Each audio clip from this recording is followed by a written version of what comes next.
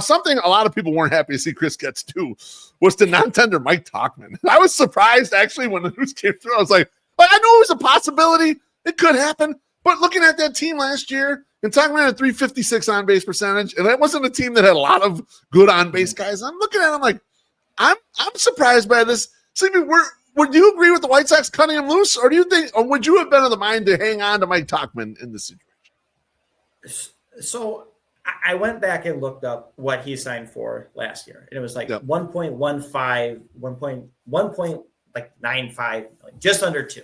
Okay. And so his arbitration number was, I believe, 3.4 projected from MLB trade rumors. Yeah, and they're usually pretty good at that. Actually, they're usually pretty tight on the projected. They're pretty right on it. So that's a sizable raise. And I guess if the thinking is, well, we could probably bring him back for 2.5 if you want.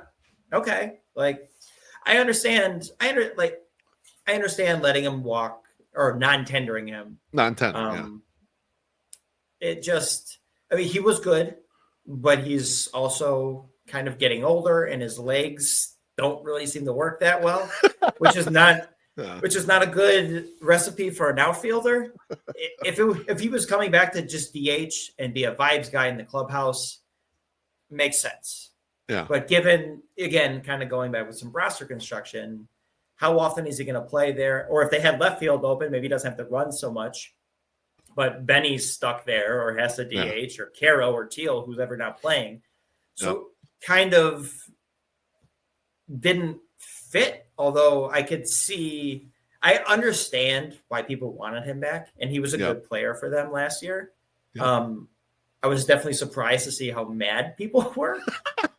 It was a reaction. He's good. He's fine. But, I don't know. It reminds me of when people got all mad when Jason Benetti went to Detroit and everyone was like, oh, I'm done with the White Sox. Really? Being